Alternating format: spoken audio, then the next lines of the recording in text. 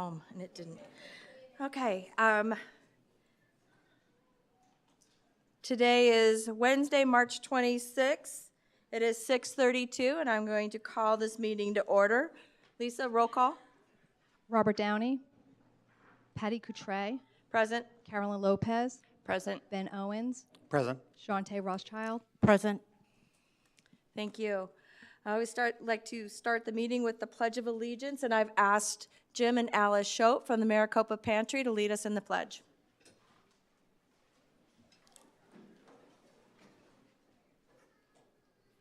I pledge allegiance to the flag of the United States of America and to the republic for which it stands, one nation under God, indivisible, with liberty and justice for all. Thank you. Next item on the agenda is the adoption of the agenda. Do I have any motions or revisions? Motion to approve is written. Second. Lisa, we have a motion. Do a roll Shante call? Rothschild, Aye. Ben Owens, Aye. Carolyn Lopez, Aye. Patty Coutray. Aye. All right. Dr. Lotman, Superintendent's report. Thank you, Ms. Coutray. Before we begin this evening's report, I'd like to pause to honor a woman whose legacy is woven into the history of this community. Alma Farrell, former teacher, administrator, and superintendent, passed away last night. She devoted her life to education and to Maricopa, shaping not only our school district, but generations of students, many of whom now serve as community and civic leaders. Alma led with quiet strength and deep care during a time of tremendous growth in our city. Her story is rooted in the early days of Maricopa, a time of hay rides, carport dances, and handwritten lesson plans. And yet her values remain visible in our classrooms today: service, connection, and a belief in the power of education to change lives. Alma's legacy lives on through her family and the countless lives she touched. There were so many board meetings that she attended, certainly in my tenure, to honor the Rotary Students of the Month. And she shared heartfelt essays about these young people who were winning who were receiving the awards. And she was so proud to know them through their service, and just that connection she had with the future. So the countless lives she touched. I invite you now to join me in a moment of silence in remembrance of Alma Farrell.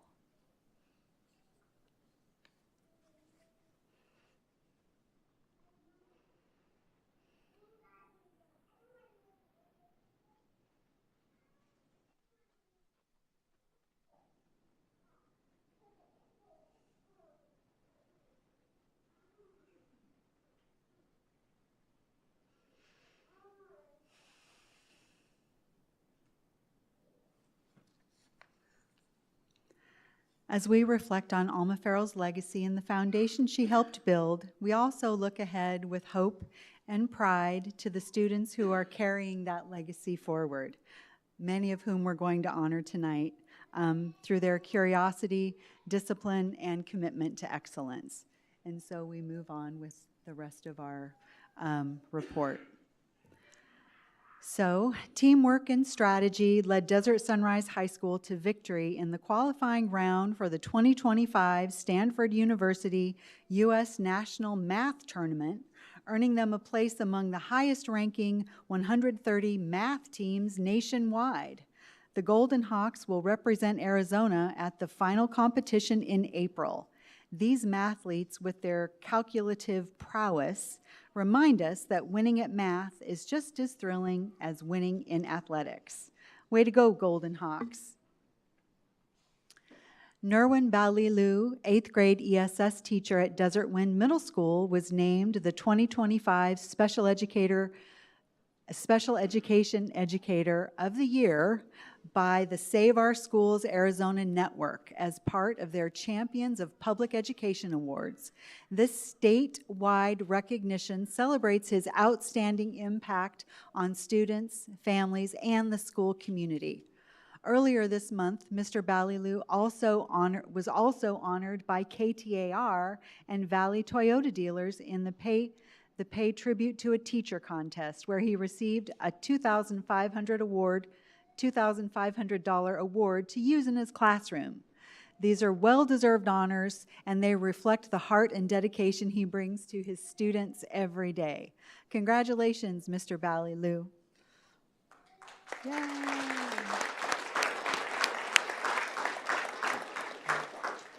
Maricopa Elementary School recently welcomed Muriel Summers, the visionary educator behind the First Leader in Me Lighthouse School and a national voice for student leadership and school culture. Her visit served as both an affirmation and an inspiration, celebrating Maricopa Elementary's progress and providing encouragement as the school prepares for Lighthouse recertification next year. It's clear that the MES community, scholars, staff, and families alike, is deeply committed to growing a culture of leadership and living out the 7 habits every day. The Maricopa Wells Middle School cross-country team wrapped up a strong season with a standout performance at the championship meet on March 6th. The boys' team earned a 2nd place overall, with 6 Panthers bringing home a total of 15 medals. 8th grader Harper Moore led the charge, claiming the top spot for the boys, while 8th grader Misha Jude dashed to a 2nd place finish for the girls. Congratulations, Panthers, on an incredible season. I agree.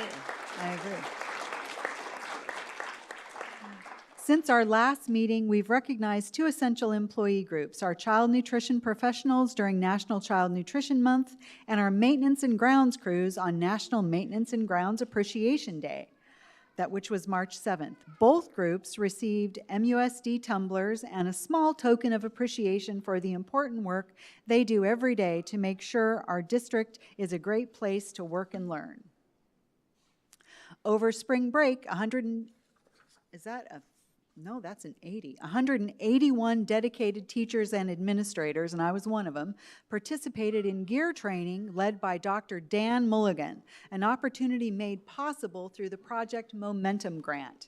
This professional learning focused on strengthening instructional effectiveness by aligning learning intentions with clear success criteria, integrating purposeful routines, and making student progress more visible.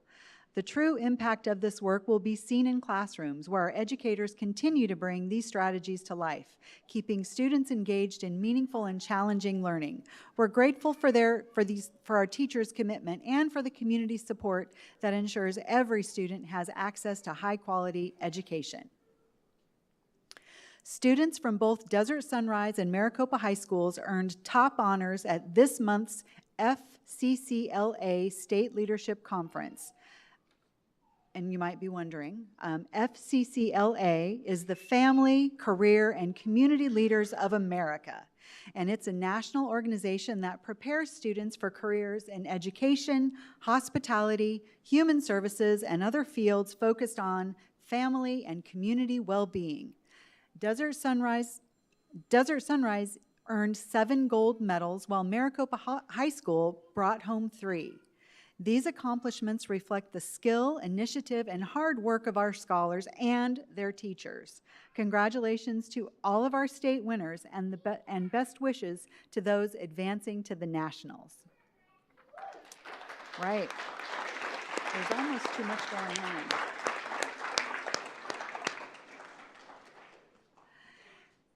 And then finally, we have a group of very talented athletes, some of whom are with us tonight.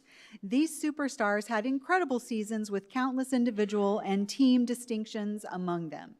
These slides represent the most notable honors. Teams, if you made it out tonight, please stand when I call your sport. From Desert Sunrise High School, girls wrestling, boys wrestling,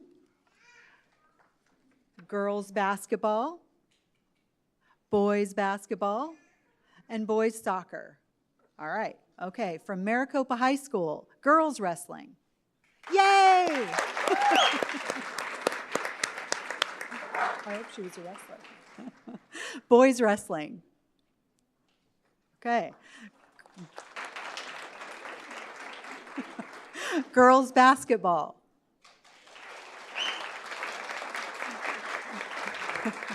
Boys basketball. There we go. Girls soccer. And boys soccer. All right. Athletes. These kids are busy in everything. You know, coming to a board meeting on a Wednesday night just doesn't fit into their schedule. So, athletes, thank you for representing your high schools and our district so very well. Coaches, thank you for your dedication and for making this a season to remember. For the athletes who are here tonight, we would love a picture with those who made it. Please make your way to the front of the room for a group photo with our governing board members. Right up here. Come on up. There we go.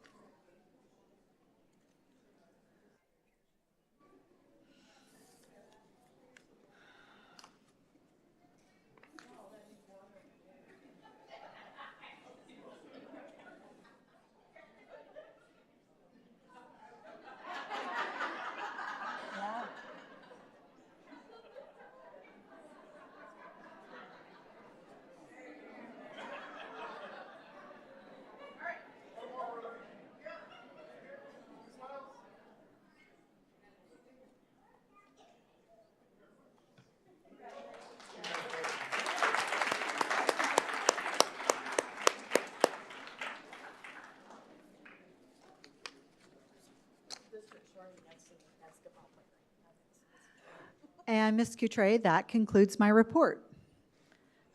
Thank you, Dr. Lotman. All right, we'll move on to governing board member reports. Member Rothschild. Thank you, Vice Chair Coutre. First of all, welcome and thank you for coming to tonight's governing board meeting. I want to first give a shout out to Superintendent Lotman for her nomination for Superintendent of the Year. You mentioned our other special education teacher, but you failed to mention your nomination. And so while you weren't selected, you were, of course, Superintendent of the Year for us. So thank you very much for that, and congratulations on that nomination. And we are such a stellar district. I had another opportunity on Saturday to attend the National Board Teacher Celebration along with many others to celebrate over 194 amazing educators who are either renewing their certification or receiving it for the first time. And so just wanted to congratulate those educators in our amazing district for their hard work and continued efforts. And that's it. Thank you. Member Owens? A couple weeks ago, I think it was, being a parent, get to go to a lot of stuff, you know, when kids are involved, right? So we were in Tucson for a Winter Guard performance. Desert Sunrise did really well there. So this weekend, I want to wish MHS Winter Gems and the Desert Sunrise Winter Guard best of luck on Saturday. They'll be performing at Millennium High School in Glendale. It's a long, long drive. It's a long, long day.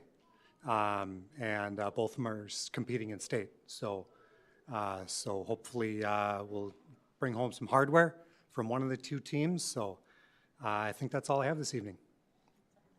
Thank you. Member Lopez?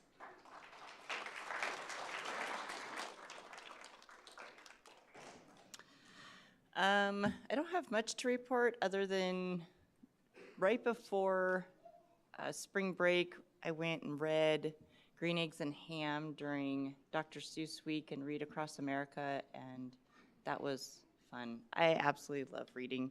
We all need to read more, and that's it.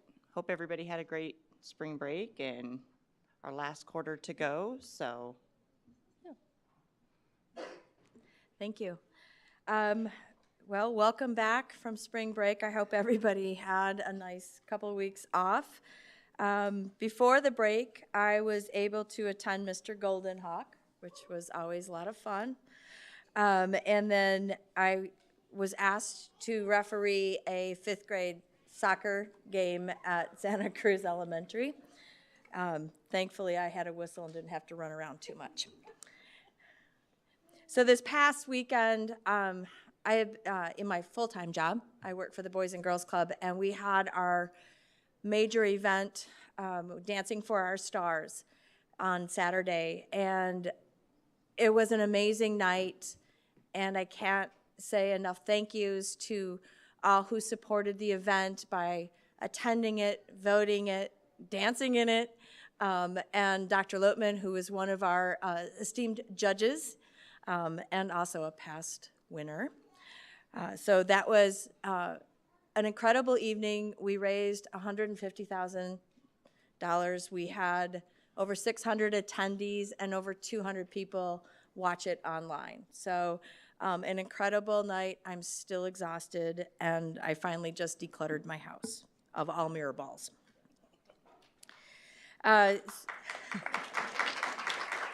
Thank you. At this time of the year, it's also scholarship time. A lot of scholarship deadlines have passed. I am aware of some scholarships that are still open. The due date is April 1st for the Maricopa Community Foundation scholarships. I encourage all seniors who are planning to go to either a trade school or universities or colleges to please apply. The application is simple, and it's online at mcfaz.org. So please do that. Yesterday and today, I was able to attend the rocket launches at Maricopa Wells Middle School and Desert Wind Middle Schools. This is the 10th anniversary of it, and it was an amazing event. Weather was perfect. I don't think we lost any rockets into anybody's backyards, which was good this year. And some years it's been windy and they've gone. But it was a lot of fun. I really appreciate Adam Leach and his team who have worked with the Future Cities students to put this on. And then next year, I got a rocket, and I'm going to be able to make my own rocket and launch and be part of the rocket launch. So I'm excited for that. Huh? Okay, you'd be on my team. And then the Life Skills had a petting zoo from Goodark at Maricopa Wells Middle School today. So I did get a chance to walk over and see some of the animals and watch the kids interact, and it's really kind of fun. They get to learn about the animals, and they get to, if they want, to pet them, and it was just a really nice break and really something different for the kids to do. So, and I do know that Goodark is actually looking to, to provide these services and to come out to all of our other schools. Just reach out to Elise, and if you need her contact information, Mr. Miller has it. And then lastly, we did have to say goodbye to Alma Farrell. She actually, she was the driving force for me becoming a board member. She supported the district. She was a champion for the district. And she just loved watching all of the improvements and the challenges that we faced and how we overcame all of them. And she will be missed. So that is all I have to report. We're going to move on now to our spotlight recognition. Michelle Terry.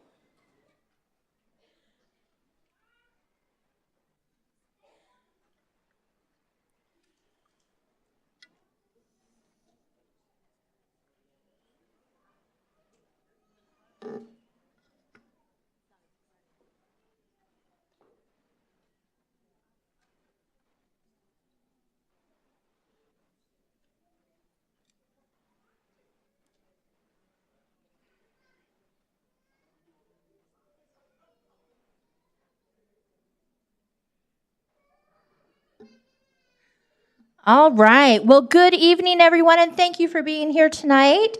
Tonight, the Maricopa Unified School District is excited to honor spotlight recipients across 3 categories: community members, MUSD employees, and students. Before we begin, I'd like to thank our sponsors at Freddy's Steak Burgers and Frozen Custard, Culver's Frozen Custard and Butter Burgers, and Chin Circle for making tonight special for our honorees. Our first honorees are community members whose time and support make a real difference in our students and families we serve. Congratulations, community members. As I call your name, please come forward to receive your certificate and give a quick fist bump to governing board members and Dr. Loatman. And then head to room 123 for a group photo. Mr. Harmon is standing by the hallway to point you in the right direction. Give us a wave, Mr. Harmon. All right. Congratulations to Greg Broneman, volunteer at Butterfield Elementary School.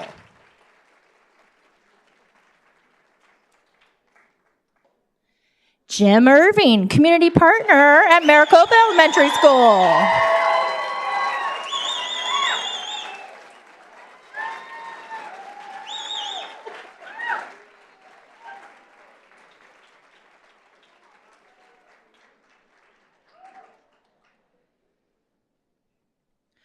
Michael Takagi, community partner, Pima Butte Elementary School.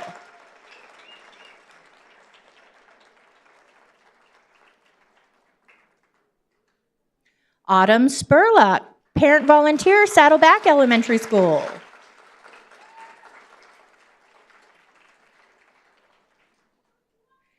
Jim and Alice Shove, community volunteers for Santa Cruz Elementary School.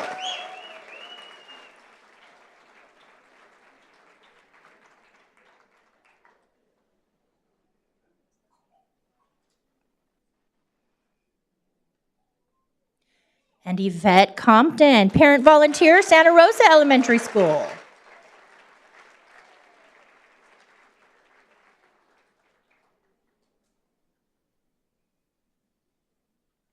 Zachary Schroeder, volunteer at Desert Wind Middle School.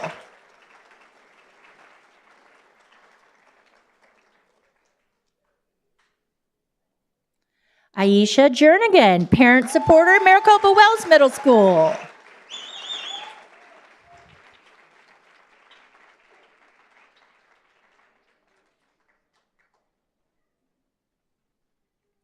And Matt Lemberg, community partner, Desert Sunrise High School.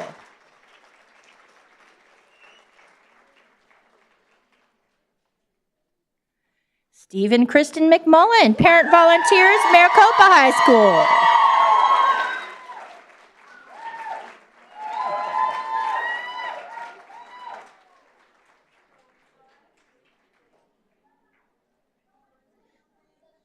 And Stacia Boateng, community partner, Maricopa Virtual Academy.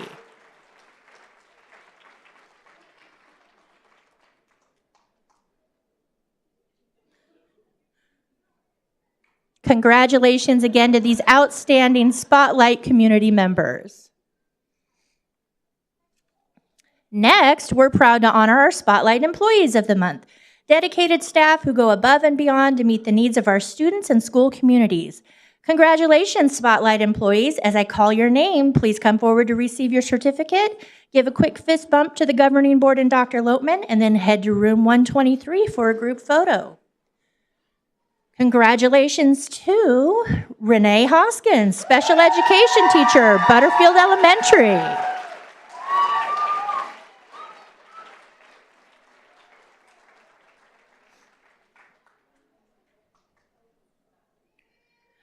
Gretchen Leniba, third grade teacher, Maricopa Elementary.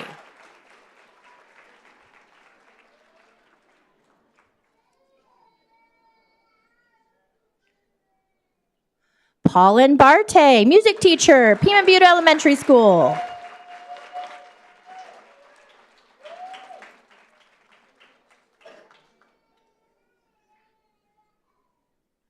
And Daisy Arroyo, classroom aide, Saddleback Elementary School.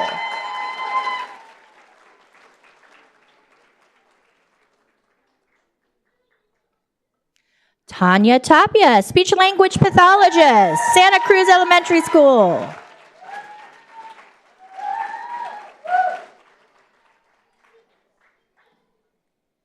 Haley Nolan, counselor, Santa Rosa Elementary School.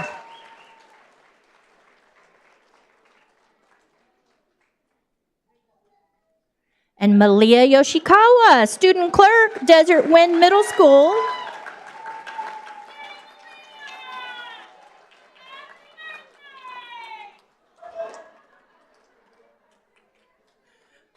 Brianna Ramirez, front desk clerk, Maricopa Wells Middle School.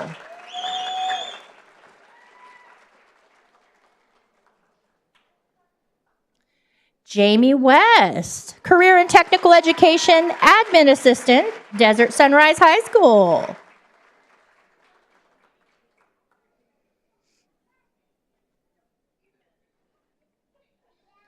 Irene Liren, math teacher, Maricopa High School.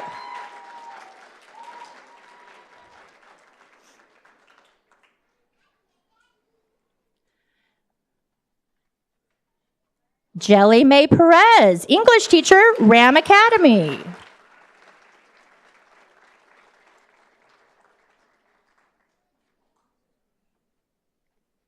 And Veronica Fierro, student activity specialist, business department.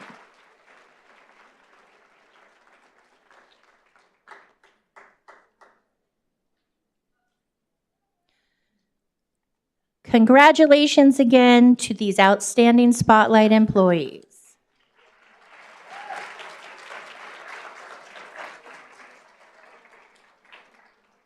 And finally, we are thrilled to honor our Spotlight Students of the Month.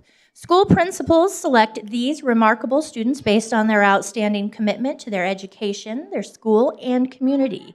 These students set the bar high and are recognized for their efforts in academic achievement, demonstrating great character, helping others, and being great ambassadors for their schools.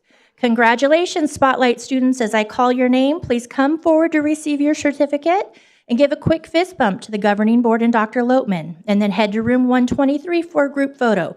Mr. Harmon is standing by the hallway and will point you in the right direction. Give us another wave, Mr. Harmon. All right. Congratulations to Caden Hall, first grade student, Butterfield Elementary School.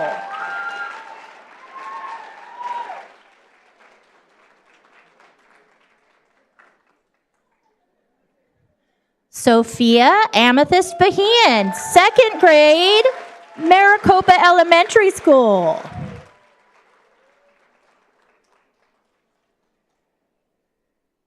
Elisa Aguilar Hernandez, first grader from Pima Butte Elementary School.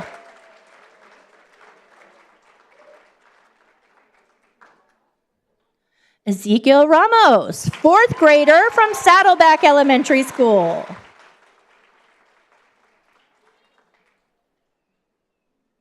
Olive Patrides, preschooler, Santa Cruz Elementary School.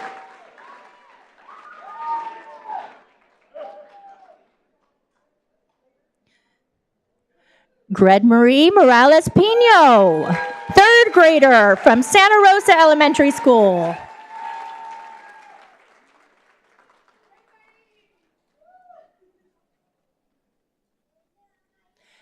Peyton Hatathley, eighth grader from Desert Wind Middle School.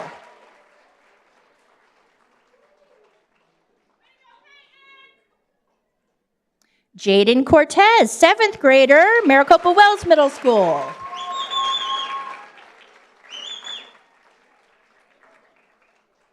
Okay, I practiced this next one. Lincoln Osarzik, senior, Desert Sunrise High School.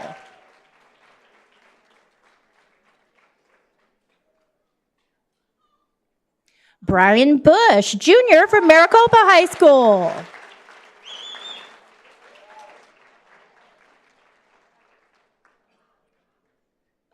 Kelly Kiger, sophomore, Maricopa Virtual Academy.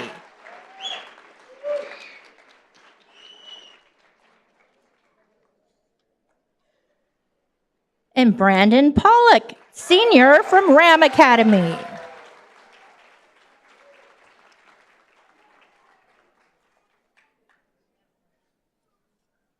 Congratulations again to these outstanding Spotlight students. Parents, we have one more recognition before you meet your students in room 123. In partnership with the Maricopa Rotary Club, we'd like to honor a deserving group of students. Rotary honors young people who are developing leadership skills and making a difference in their communities. Rotary students, as I call your name, please come forward, and Mrs. Ramirez and Ms. Coutre will present you with a special certificate, and in addition, you'll receive a $50 gift card on behalf of the Rotary. Thank you.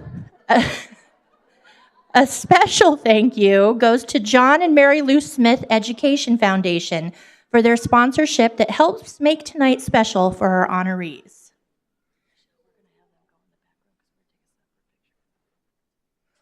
Okay, Rotary students, when we call your name and you give a fist bump, you're gonna head to room 123 and we're gonna take a group photo, okay?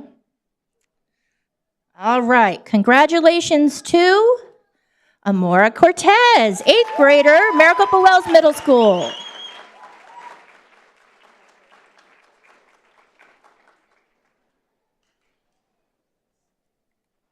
Charlie Rogala, 7th grader, Desert Wind Middle School.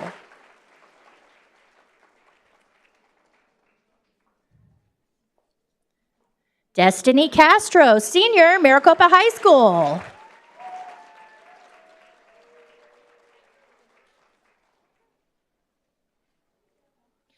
Alec Hernandez de la Pena, senior, Desert Sunrise High School.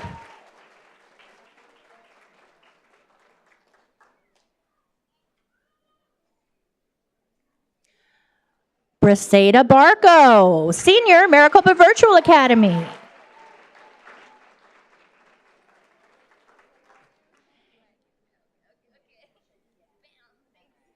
And Brandon Pollock, senior, from Ram Academy.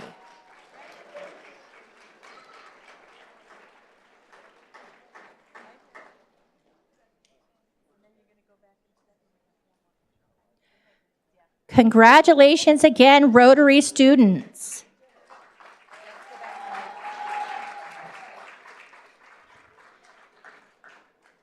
Parents, you can meet your children in room 123 or if they've made their way out. We're going to take a 5-minute break to allow everyone who is here for the recognition to make their exit, and then we will begin the business portion of our meeting. You are very welcome to stay.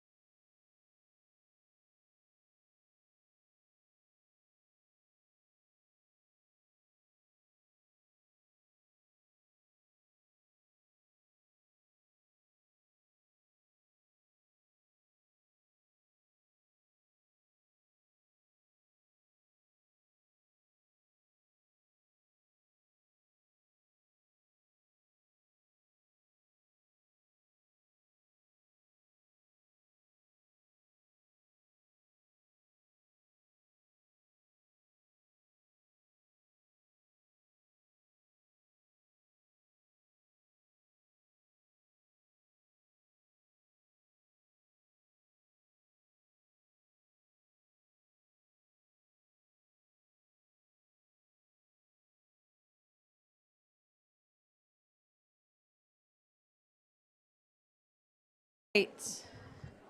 We're back. It is 7:11, and our next agenda item is our work study with the Classroom Spotlight, Pima Butte Elementary. Miss Allison.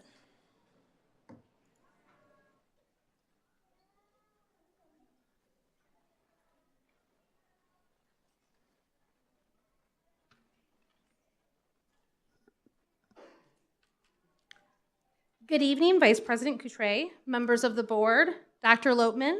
My name is Elizabeth Allison, and I'm the proud principal of Pima Butte Elementary School. Tonight, I am pleased to present to you Pima Butte's approach to strengthening math instruction to support student success. This aligns with MUSD Strategic Plan Goal 1, every student graduates, maximizing Tier 1 instruction, and Goal 2, access and equity, elevating student voice. Improving math instruction for all engages learners in all 5 areas of the portrait of a graduate. Through this process, we continue to develop skilled communicators who can articulate and critically problem solve while strengthening their resilience and confidence in their conceptual understanding of math concepts. Supporting students' leadership skills and innovation allows students to extend their thinking.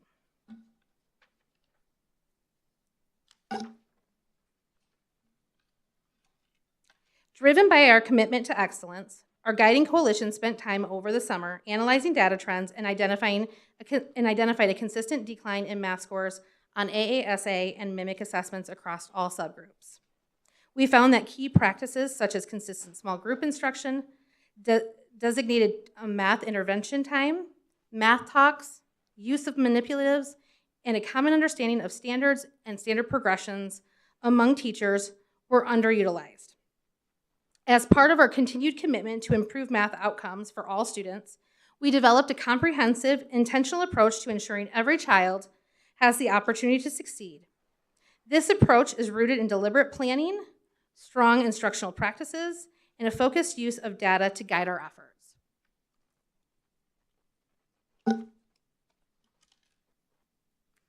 Our master schedule prioritizes Tier 1 instruction, ensuring that all students receive strong first instruction.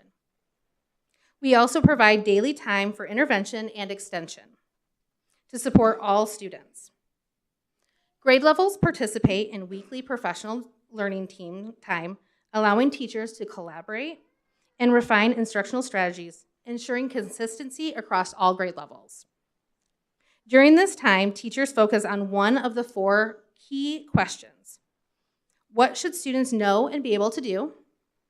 How will we know if they have learned it? What will we do if they have mastered it? And what will we do if they haven't? These questions guide teachers' discussions, clarifying the skills students need to master within each standard, and allows for collaboration on best practices and high-quality strategies.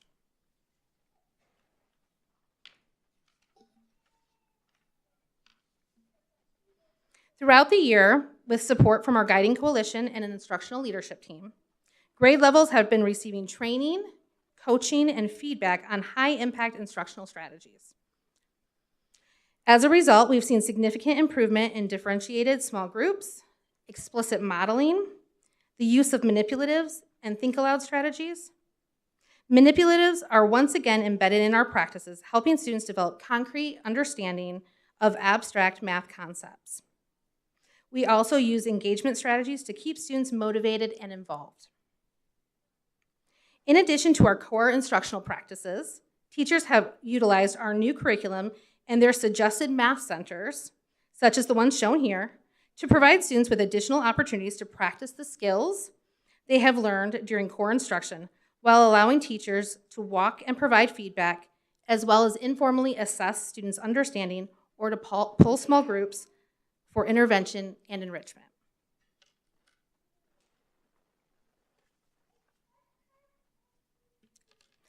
Our classrooms utilize a variety of high-impact instructional strategies to engage students in meaningful mathematical thinking and learning. This year, we have began retraining on the use of math talks. Math talks provide students opportunities to deepen their conceptual understanding by moving beyond the rote memorization. Math Talks, by requiring students to critically think and make connections about mathematical concepts. Math Talks have also helped to boost students' self-confidence and engagement around mathematical thinking. In this 5th grade Math Talk, students review prior concepts and share their knowledge of 2 given math sentences. They make connections between prior skills, such as multiplying whole numbers by fractions, dividing fractions by whole numbers, and understanding division with fractions and whole numbers. This brief activity prepares them for the main lesson of solving word problems involving the division of fractions.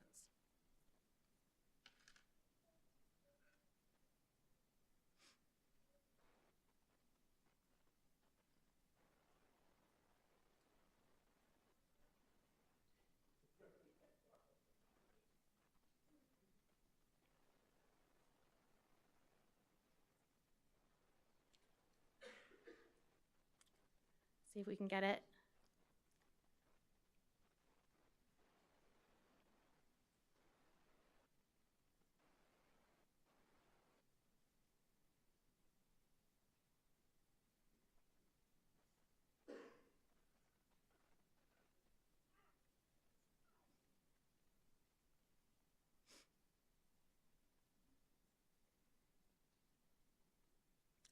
While they work on that, I'll continue on. At the conclusion of this Math Talk, Ms. Ansley will lead students into further rich discussion that provides them opportunities to utilize these skills in context as part of Standard 5 NFB 7C, solving problems in real-world context.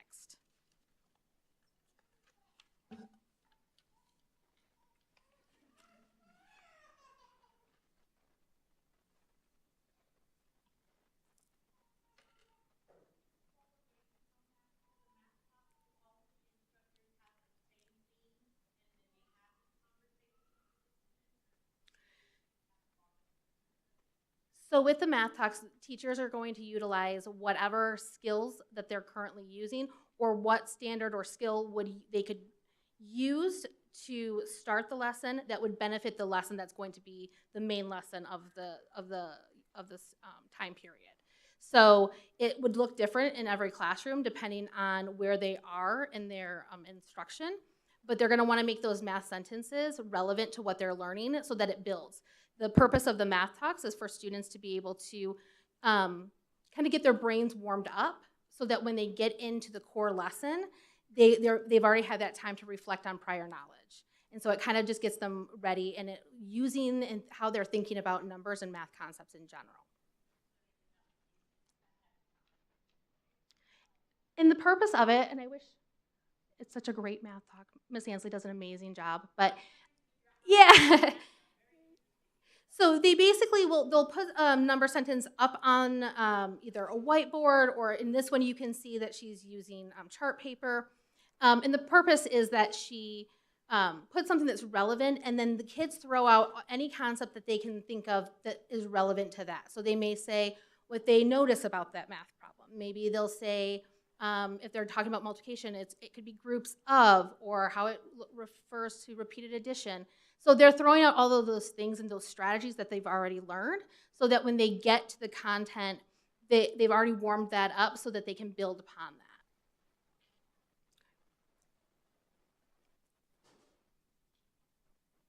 Okay. I don't know if, oh.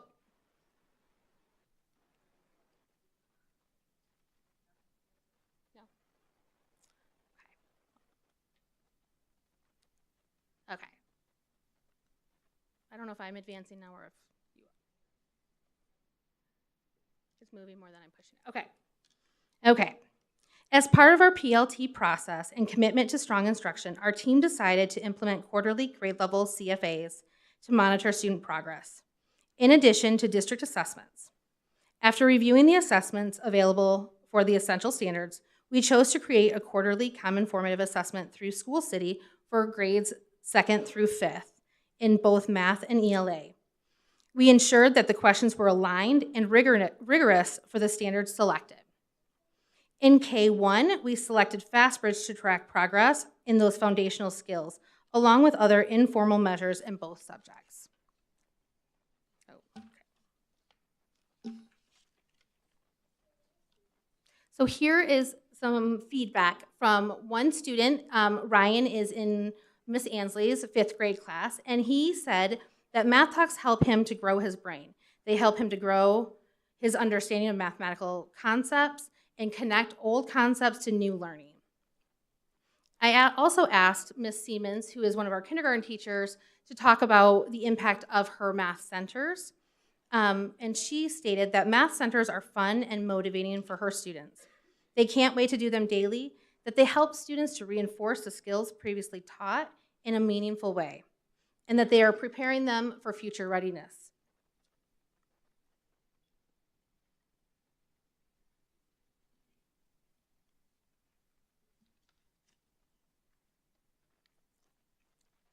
By focusing on intentional planning, engaging instructional practices, and data-driven decision-making, we are confident that our approach will continue to improve math outcomes for all students in grades pre-K through 5th grade. And now I will take any questions. Board members, any questions? I just have one. First off, thank you for the information. Appreciate that. And this was all about math, and a lot of our presentations that we've received from elementary schools has been focused on reading. So how is this incorporated with your reading interventions? Is that incorporated at all, or is that separate? How is our math? So this presentation the focus was on math instruction in general, how we implement our PLT process. We also do have designated time allocated for reading intervention and extension, in addition to our math intervention and extension as well. But they don't necessarily overlap. Okay. And what has been your biggest challenge with this year? I don't want to say our biggest challenge. It was an opportunity.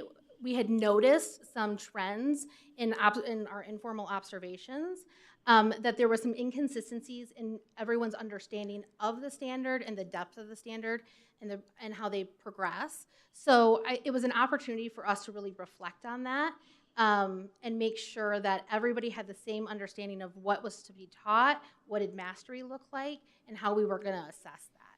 So I think overall that was kind of the big task that we had, but it was a great opportunity so that we were all on the same page. Awesome. Thank you so very much. Thank you.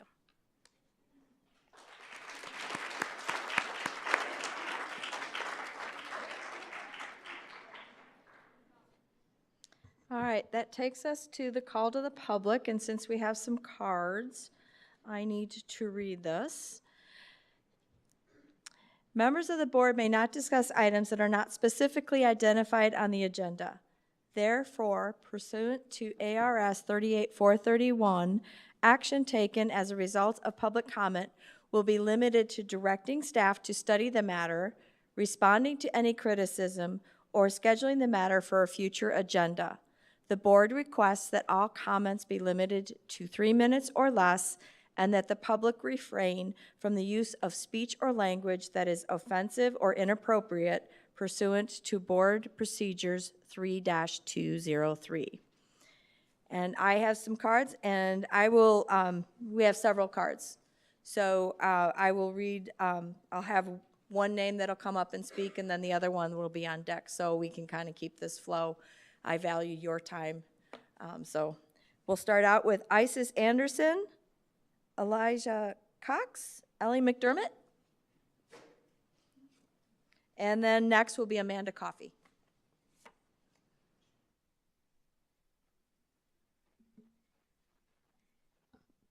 Thank you, President Downey and members of the board, for allowing us to speak today. We wanted to come and promote our charity art festival, COPA Creates, previously known as Art for the Heart, to the board, as well as talk about how excited we are to share this event with the public. We are from Maricopa High School's CCT program, and we are a part of the team in charge of bringing COPA Creates to Maricopa community this year. Our art festival will be held this Saturday at March 29th from 9 a.m. to 2 p.m. It will be at Maricopa High School, and it will feature various artworks such as woodwork, art paintings, and other handmade artwork. And then we will also be hosting several student artists and student clubs, such as MHS Unity Club, as well as Kids Arts and Crafts booth, which will be held by students training in education profession. 85% of our proceeds from artists that apply will go to Arizona Suicide Prevention Coalition, and artists will keep 100% of the profits they earn on the day of the festival. We are grateful to have both new food trucks, MLBs, will be serving different Detroit foods, and Johnny B's will be serving delicious soul food. We also have several teachers across the district who've agreed to send in student artwork to support our second annual Maricopa Future Artists exhibit and bring artwork from students across the Maricopa Unified School District to friends, family, and the public. After our festival, we are also able to take our experiences and the things we've learned and present them in front of judges at Skills USA, which is a nationwide career and technical student organization through which students compete to not only demonstrate their technical skills, but also their career readiness beyond high school. We are ecstatic to put on this year's festival, and we appreciate the opportunity to bring the event to the board and to the greater Maricopa community. We thank you for your time, and we hope that you guys attend.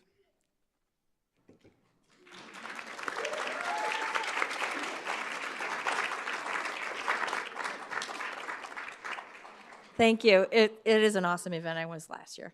All right, next up is Amanda Coffey, and then after Amanda, Kevin Kessler. Good evening. My name's Amanda Coffey, and I'm here tonight to voice my support for Mr. Alan Goffrin, who is a dedicated and invaluable member of the Butterfield family. Having worked closely with him last year as the PTO president, I know firsthand his ability to initiate, collaborate, and execute plans that directly affect the students and staff as well as the parents. Mr. Goffrin is, Mr. Goffrin is a leader who builds bridges, not barriers. On a personal level, Mr. Goffrin was a crucial role in the development of my son's 504 plan. He orchestrated and attended the meeting that collaborated with the staff and the counselor and myself, and we were able to come up with the plan that didn't disrupt the curriculum or the class, but also was compassionate to my son's condition. And I fully believe that that was one of the reasons my son was successful for the rest of the school year. He didn't just show up to the meeting. He listened, and he was present and attentive, and he took action when action was needed. His advocacy and dedication to student success was evident in the whole process of that 504 plan. Yet, despite his proven track record of 8 years at Butterfield, his reputation and contributions are being unfairly overshadowed by a single individual's clouded opinion, an individual who has only been here for a matter of months and isn't even going to be here next year, as she's already been dismissed. An individual who has done more to divide than unite the Butterfield family. And that division comes at a cost. Morale is a part of the foundation of success for any school. When faculty and staff feel valued, respected, and supported, they're better equipped to serve our students. Mr. Goffrin has spent years fostering a positive and collaborative environment, one where students, teachers, and parents work together. Undermining that kind of leadership not only disrespects his contributions, but also weakens the foundation of what makes Butterfield so strong. A school cannot thrive in an atmosphere of distrust and division. We must protect the integrity of our school community by standing with those who have proven their dedication time and time again. It's deeply troubling to see someone like Mr. Goffrin, who has consistently acted in the best interest of his students and staff, be met with unprofessional treatment in what seems like blatant sabotage of his work and career development. I urge this board to recognize Mr. Goffrin for the leader, advocate, and professional that he is. His dedication to Butterfield should not be dismissed or diminished by those who have not taken the time to comprehend his impact. His record speaks for itself and is a record of commitment, integrity, and excellence. Thank you.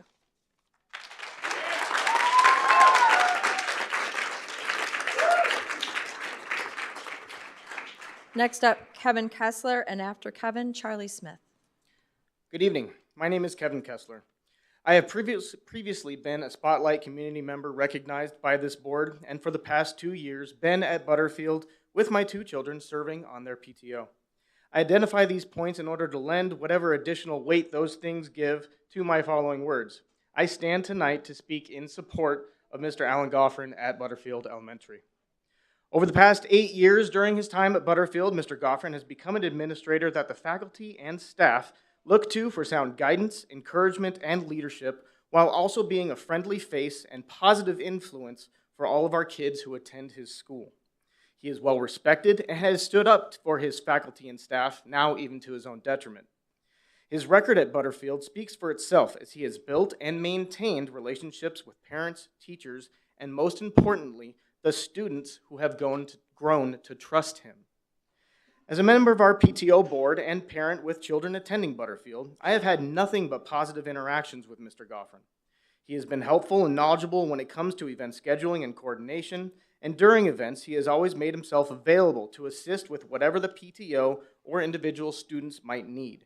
He knows what works and doesn't work, and is always willing to offer his constructive opinions and thoughts when sought out. This school year at Butterfield has proven to be exceedingly challenging. We started the year having had our respected previous principal moving up into the district, leaving the principal's vacant position to be filled. Many of us parents and teachers fully expected Mr. Goffrin to be offered the promotion to become the next principal at Butterfield, but due to reasons outside of my knowledge, that didn't occur. I bring this up not to harp on staffing decisions made by the district, but to again highlight the amount of respect and trust that we have in this individual. We thought he was going to be our next principal and wanted that to be the case. With all of this being said, we have now learned that for some reason that escapes logic, Mr. Goffrin is to be reassigned not only away from his current duties, but away entirely from the community that he has had a significant part in building and maintaining over the past 8 years. This, quite simply, does not make sense. I implore this board to recognize the negative impact that removing Mr. Goffrin will have on Butterfield Elementary, and further ask that the actions and reviews given by a failed first-time administrator who has already driven out multiple career educators from the field not be given the weight and impact that they seem to have been. Butterfield Elementary will be less without Mr. Goffrin. Please don't take away from our school. Thank you.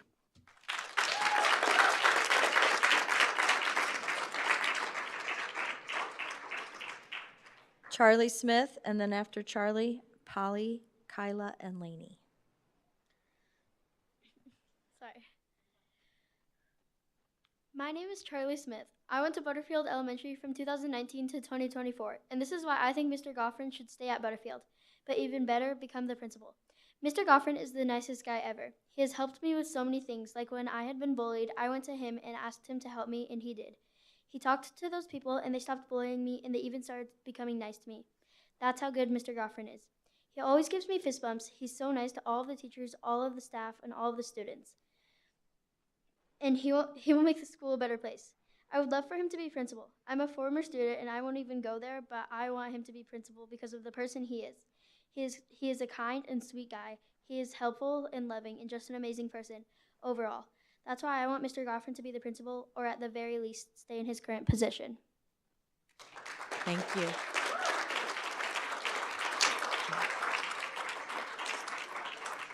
All right, Polly, Kyla, and Lainey, and then after them, Maritza Lopez. Hi, I'm Polly. I'm Kyla. And I'm Lainey We're in the 3rd grade, at Butterfield Elementary School. and we're here to talk about Mr. Goffrin. First, he's very nice, and he's been there for longer I've been there, and I've been there for 4 years. Second, he's really supportive, and he does what's best for the school and the people in it. Third, he's really awesome, and you can really tell he cares about the students. Please let us keep Mr. Goffrin. We love God. Thank you, girls.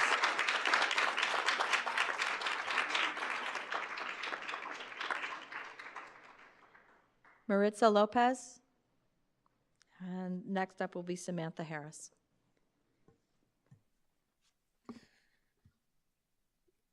Sorry.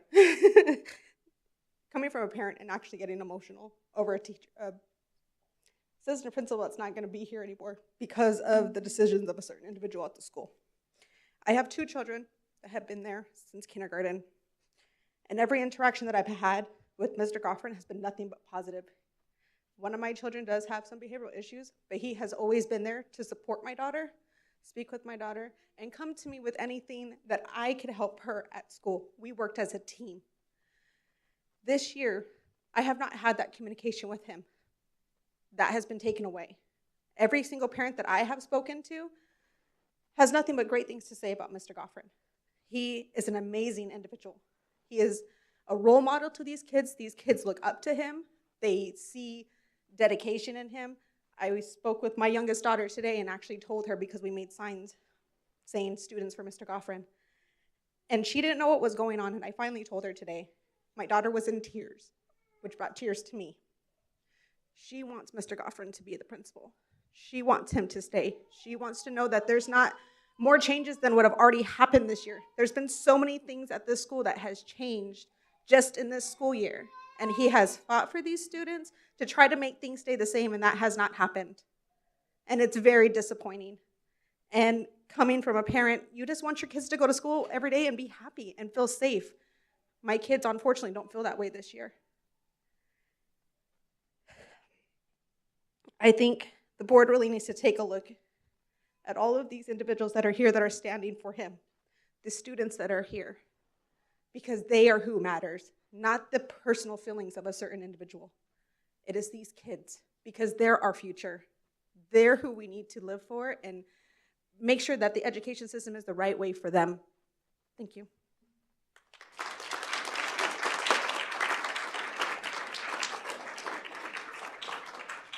Samantha Harris, and then after Samantha, Maureen Petrides. Hello.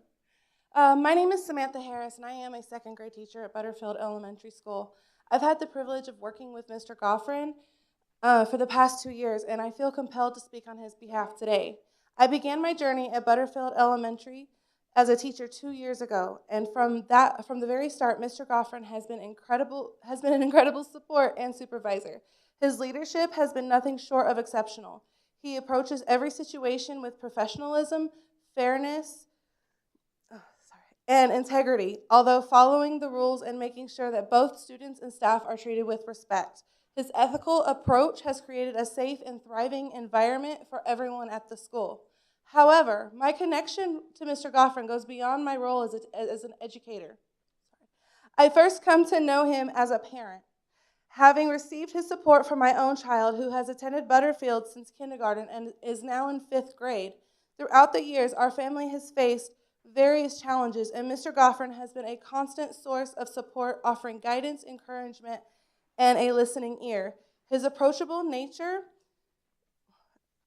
and warm smile have made him someone our family could always turn to, and that's a sentiment shared by many others in our school community. Mr. Goffrin is the kind of leader who truly invests in the well-being of everyone around him. He is the glue that holds the school together, offering not only professional support, but emotional guidance as well. Butterfield Elementary would not be the same without him. His leadership has been an asset to the school, fostering a culture of care and respect that permeates the halls. I feel strongly that Mr. Goffrin deserves the opportunity to take on a principal role rather than being demoted to a PE teacher at another school. His impact on this community is immeasurable, and the staff and students of Butterfield Elementary School should not have to say goodbye to the consistent, supportive, and effective leadership that he provides. Continuity is key for the success of any school, and Mr. Goffrin's presence has been vital to maintaining that stability at Butterfield. For the sake of the school and the community that has benefited so greatly from his leadership, I urge you to reconsider any decision that would remove Mr. Goffrin from his role. His dedication to the students, staff, and families of Butterfield Elementary is something that should not be overlooked. Thank you for your time and for considering the importance of continuity and leadership at our school. Thank you.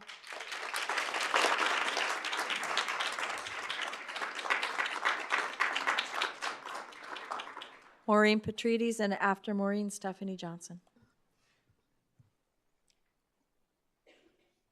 Good evening, Dr. Lopeman, governing board members, administrators, teachers, community members, parents, and students. My name is Maureen Petrides. I am the grandparent of 2 former Butterfield Elementary School children and 1 current student. I am also an active volunteer at Butterfield for over a decade. I would like to thank the board for offering me the opportunity to recognize Mr. Alan Goffrin for his leadership and for the impact his 8 years as assistant principal has had on students, staff, and parents at Butterfield. Mr. Goffrin exhibits enthusiasm and flexibility and fosters a community that supports and empowers each other. He conducts himself in a calm and professional manner. I worked closely with him during the COVID-19 pandemic and observed his handling of very stressful situations when many of the staff were not able to be at work due to illness.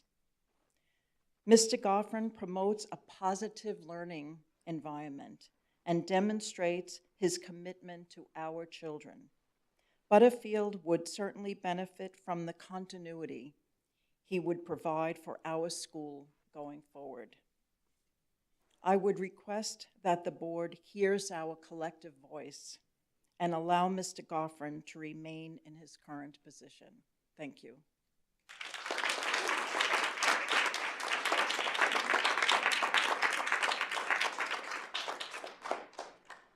Last speaker card, Stephanie Johnson.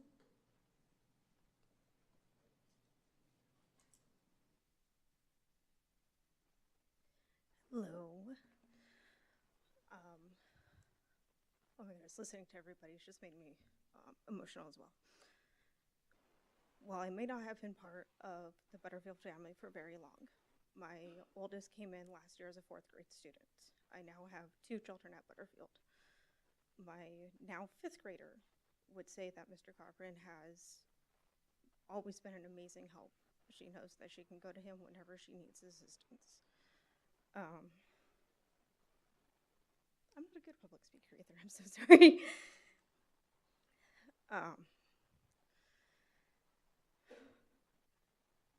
As I was saying, I have not been a part of the family for very long, but with everything that has happened last year and to this year has been a complete flip and a complete change.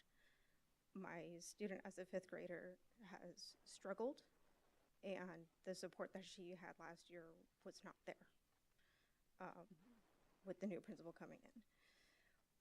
Last year, when the position for principal did come to light, like many other parents and staff, it was not given to Mr. Goffrin. It was a complete shock and a complete surprise. When I just informed my 5th grader that Mr. Goffrin would not be at the school, even as a 5th grader, she stressed out, broke down crying. What's going to happen? What's going to happen with the school, with my little sister and my little brother that are going to come in at some point? I'm sorry, thinking about her crying makes me cry. I urge you, all of us, many people who are standing, being his voice while he has been the voice for our students for so long, for 8 years.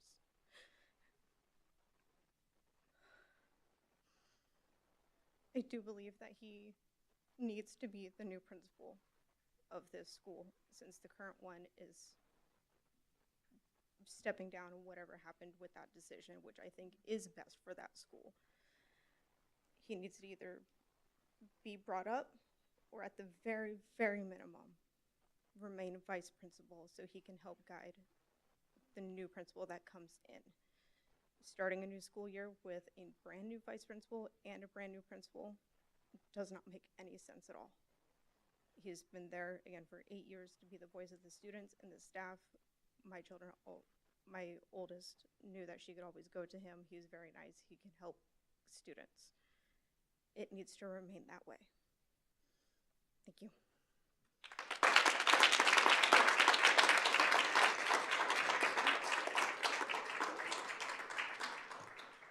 Thank you all. That is all the cards. Thank you for being very respectful and sharing your concerns with the board.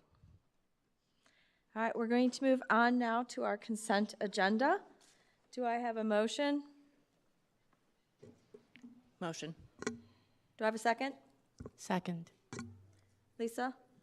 Shantae Rothschild. Ben Owens. Aye. Carolyn Lopez. Aye. Patty Cotray. Aye. All right, moving down to our action items. Mr. Beckett, discussion and possible approval of the personnel schedule. Thank you, Vice President Coutray, members of the Governing Board, and Dr. Lobin. You have the personnel schedule in front of you tonight, and I do have a couple introductions I'd like to make after we take action on it, but I'll take any questions that you have at this point in time. Board members, any questions? This is always a interesting time of year when contracts are due, that kind of thing. I'm going to steal Vice President Coutray's question this meeting. How are you feeling? How are you feeling about where we're at with contracts, Mr. Beckett? I am optimistic, and not even cautiously at this point in time. I'm pretty excited about seeing, we were just offering some wonderful benefits for people to return, 5%. I've not heard any other district in the state offering 5%. Most of them are 2-3%. We just are seeing a good return on contracts. Still have some time yet for our professional staff. Classified staff were due today, but we had a great turnout for those as well. Again, I'm sleeping okay. Thank you. Good deal. Appreciate the asking. Well, I have one more question. Okay, all right. If that's okay, Mr. Owen? Yeah. Okay. How many open positions are we still anticipating? Okay, I will have to get you that number. That Okay. almost changes on a daily basis at this point in time. So, Well, I see an awful lot of new hires that will be starting the school year, and that's awesome to see. Although, you know, I always hate to lose people. exactly. So, any motions? Motion to approve the personnel schedule is written. Second. Lisa, we have a motion and a second. Shantae Rothschild. Aye. Ben Owens. Aye. Carolyn Lopez. Aye. Patty Cotray. Aye. Thank you, Member Coutray. If it's okay with the board's blessing, I would like to go ahead and introduce a couple of people tonight. I want to start with Mr. Matthew Mayo, who will be our new District Director of Athletics, Activities, and Access.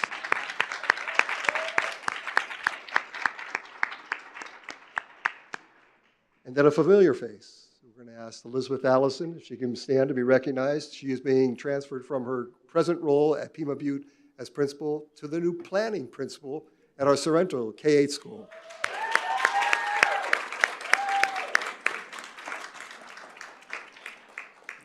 Thank you, Mr. Beckett. Thank you. Next item is discussion and possible approval of the district benefit plan for school year 25-26. You're back. Thank you, Vice President Coutray, members of the board. You have the renewal in front of you. This is, again, another positive factor for this year. We're very excited to be able to see the district picking up the cost for the increase for our employees. 14% obviously was a hit, but we were a little surprised that we were in that situation.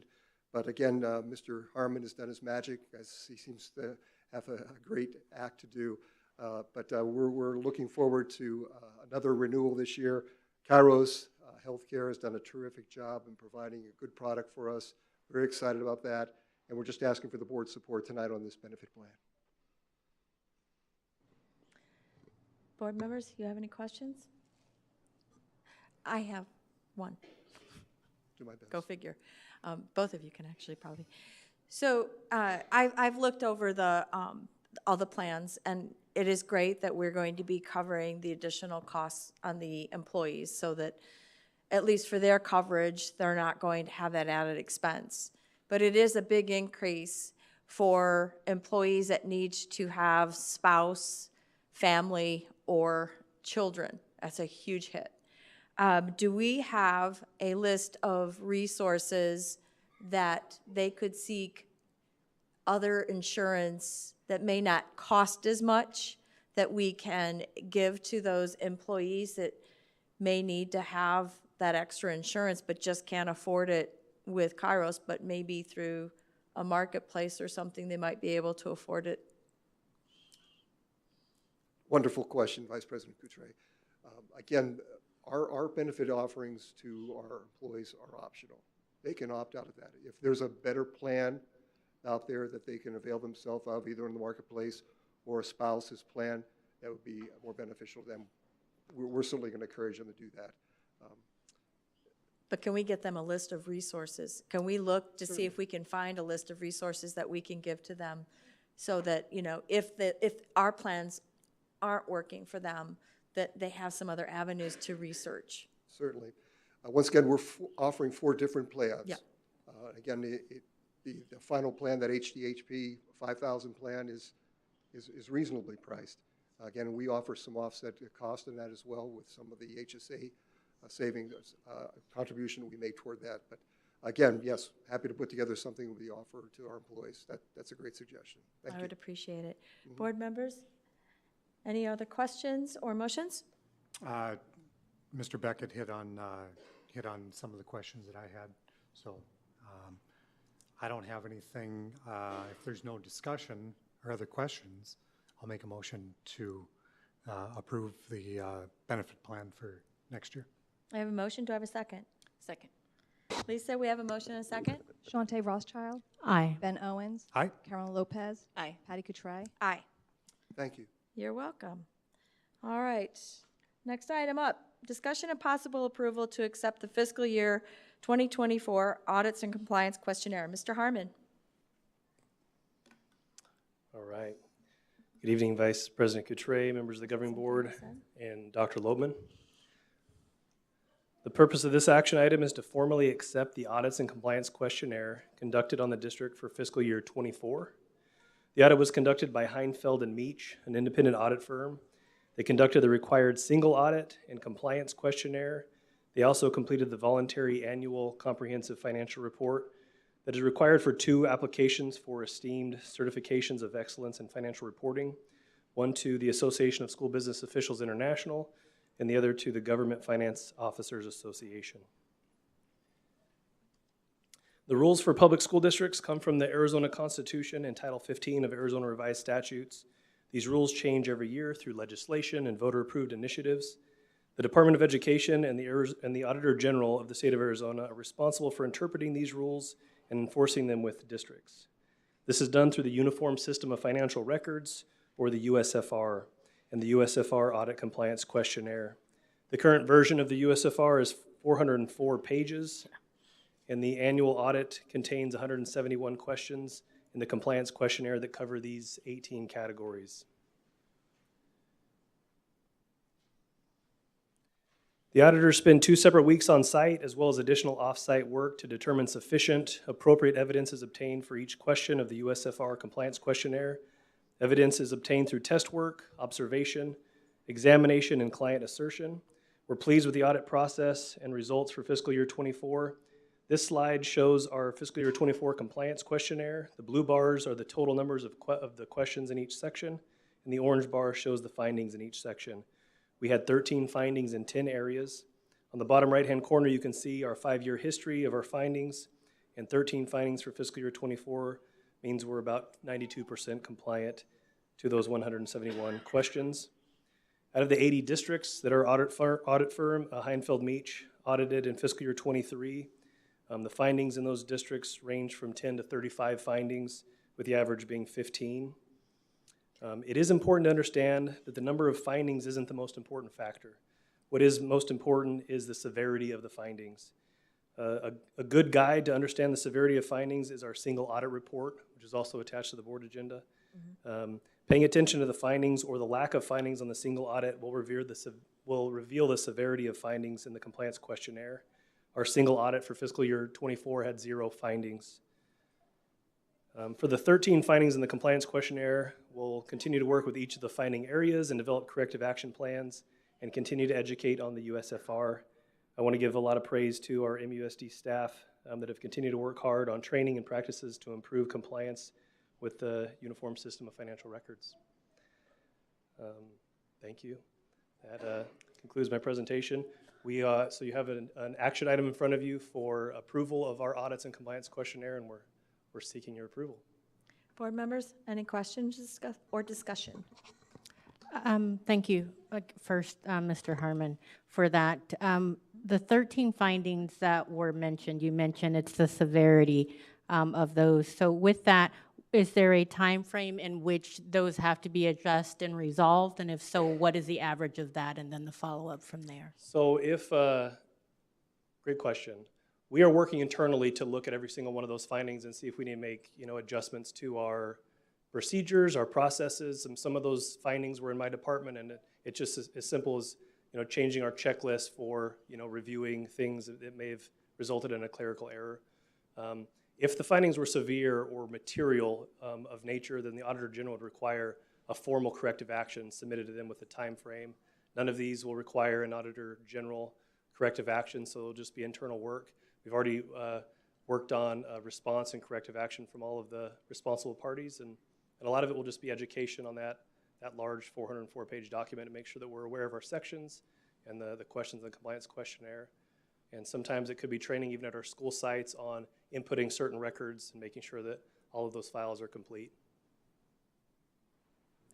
And then my second question is, so upon approving that, are we approving the submission or approving the validity of the results of the question? Yeah, so the audits have already been submitted to the state and the county and all of the entities that are required. It's the formal acceptance from the governing board of the validity of these audits and compliance questionnaires. Thank you. I did go through and read all 31 pages. Great. Of the USFR. Good for you, Mr. Owens. And we woke up. It was relatively boring. But, just kind of going through there and reading what exactly they're looking for, they really drill down to some very, very granular data. And you've already addressed that we're making corrective actions going forward. I think that's probably the biggest thing. So hopefully next year, we can be at 9 or less, right? They make make an even bigger improvement. So thank you to our district, and because this is an entire staff thing. This is not the financial department. No. This is all the schools, transportation, this is IT, this is our food service. Everyone has a hand in this. That is correct. So thank you to all of our staff on that. So thank you, Mr. Owens. Any motions? I'll motion to approve. I'll second. Lisa, we have a motion and a second. Shante Rothschild. Aye. Ben Owens. Aye. Carolyn Lopez. Aye. Patty Cotray. Aye. And down to our last item, adjournment. Do I have a motion? Motion to adjourn. Do I have a second? I have a second. Lisa? Shante Rothschild. Aye. Ben Owens. Aye. Carolyn Lopez. Aye. Patty Cotray. Aye. 7:59. Woo-hoo!